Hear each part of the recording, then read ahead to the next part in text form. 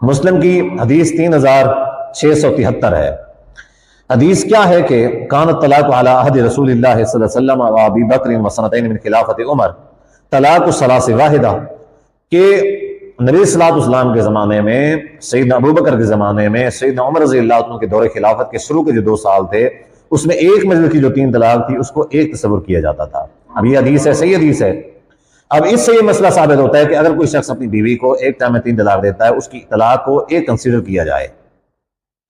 اچھا، لیکن آگے اب یہ کس کا طریقہ ہے؟ نبی صلی اللہ علیہ وسلم کا طریقہ ہے، جس کے اوپر حضرت ابوبکر بھی چلتے رہے اور حضرت عمر رضی اللہ عنہ بھی کچھ عرصہ تک چلتے رہے. فقال عمر بن الخطاب، کہ عمر بن خطاب رضی اللہ عنہ نے فرمایا ان الناس قد استعجلوا فی امر، کہ حضرت عمر رضی اللہ عنہ زمانے میں لوگ طلاق میں جلد بازی کیا کرتے تھے، یعنی بات میں طلاق دے دیا کرتے تھے. تو حضرت عمر رضی اللہ عنہ قانون بنا دیا کہ نہیں، اب جو شخص ایک ٹائم میں 3 طلاق دے گا اس کی 3 ہی تصور کی جائیں گی، اس کی 3 ہی تصور کی جائیں گی.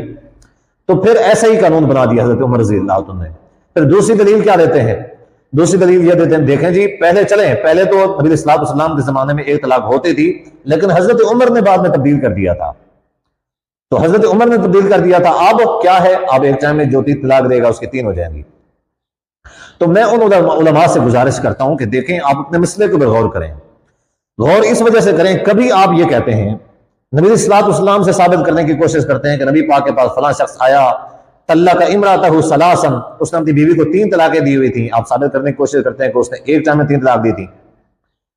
تو نبی صلی اللہ علیہ وسلم نے فرمایا نہیں، اس کے لیے یہ جو ہے نا اس کے لیے حرام ہے، اور جب تک حلال نہیں ہوگا تب تک یہ پہلے کے لیے حلال ہو ہی نہیں سکتی. تو کبھی آپ یہ کہتے ہیں کہ حضرت عمر نے بعد میں تبدیل کر دیا تھا. تو اگر پہلے ایک نبی صلی اللہ علیہ وسلم کے زمانے میں ایک ٹائم کی 3 طلاق 3 ہوتی ہے، تو پھر حضرت عمر رضی اللہ عنہ کیسے تبدیل کرتے ہیں؟ وہ کیوں تبدیل کرتے ہیں؟ ان کو تبدیل کرنے کی ضرورت ہی نہ پڑتی. یعنی آپ کے اپنے جو دلائل ہیں وہ آپ کے خلاف ہیں.